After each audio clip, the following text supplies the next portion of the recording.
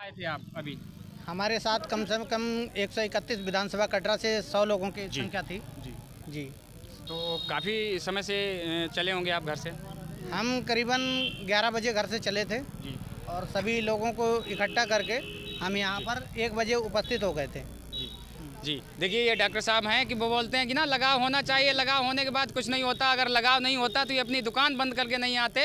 ये दुकान पे जो इनका एक हेल्पर रखा है जो दवाई का ट्रीटमेंट करता है, तो उन्होंने कहा था कि आज तू दुकान पे रह जा और मैं जा रहा हूँ। हमारे एक बहुजन समाज पार्टी के, आज़ाद समाज पार्टी के कार्यकर्ता आ रहे हैं, वहाँ पर हमारी मीटिंग है, वहाँ जा रहे हैं। ऐसा ही था ना डॉक्टर साहब? जी जी जी जी। अच्छा जी सर। तो वहाँ पर जो अगर ट्रीटमेंट वाले अगर कोई छोटा मोटा बच्चा अगर आया होगा तो उसके लिए दवाई कौन दिया होगा? दवाई हैं कस्टमर जो और हमारे हेल्पर हैं वो करते जी हैं। जी महोदय जी, आप कहाँ से आए हुए हैं?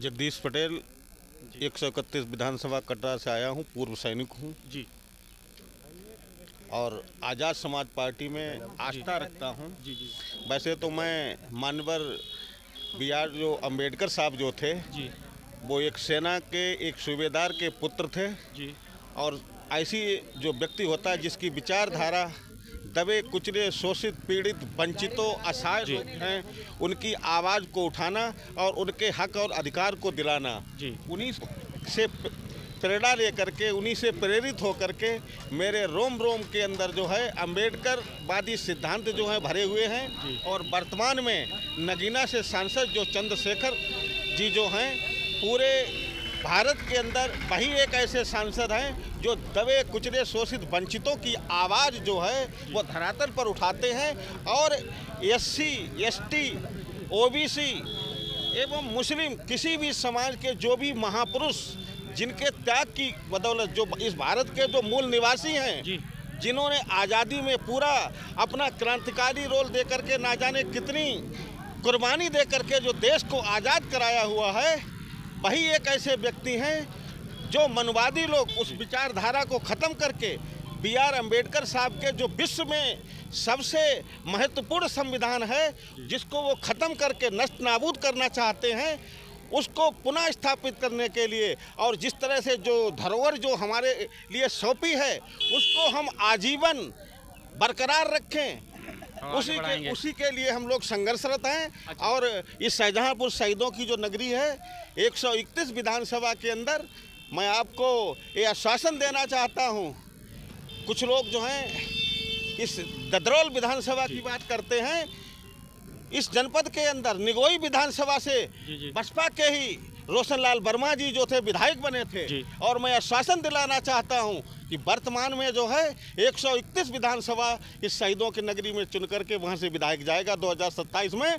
और जिला पंचायत के जो चुनाव आ रहे हैं, जो पंचायती चुनाव आ रहे हैं, उससे मैं सत्य बोलता हूं या झूठ बोलता हूं, वो आने वाले पंचायती चुनाव जग जाहिर कर देंगे कि किस विधानसभा और कौन सी ब्लॉक के अंदर से कितने जिला पंचायत सदस्य और प्रधान BDC और ब्लॉक प्रमुख बन के जाते हैं।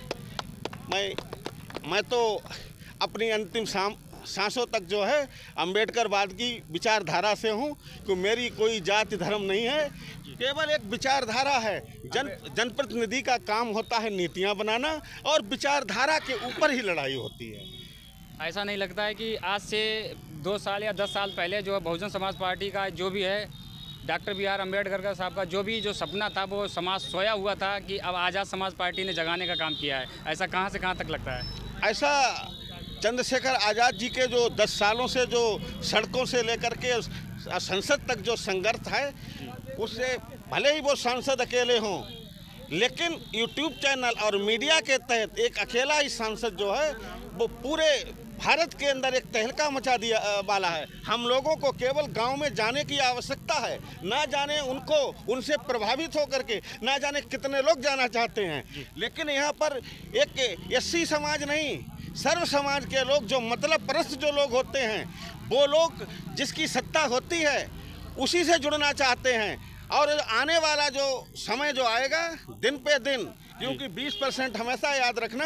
अच्छा ये बताइए, आपकी बहुजन समाज पार्टी से भी आप लगाव रखते होंगे, जब आपकी उम्र 40-45 साल की उम्र में है, तो इससे पहले तो बहुजन समाज पार्टी थी, तो क्या हुआ था? उस पार्टी के लिए आपने छोड़ा या पार्टी इसी की ज्वाइन किया था? मैंने जिस समय पर मैं सेना में था, सन 87 में मेरा एक्सीडेंट हो गया था। 1982 के अंदर मैंने सेना ज्वाइन की थी और 1982 से ही मेरा विद्यार्थी जीवन में तो ही मेरे अंदर थे कि मैंने आज तक राजनीति का कोई भी चुनाव नहीं छोड़ा। मैंने होली और दीपावली छोड़ दिए हैं।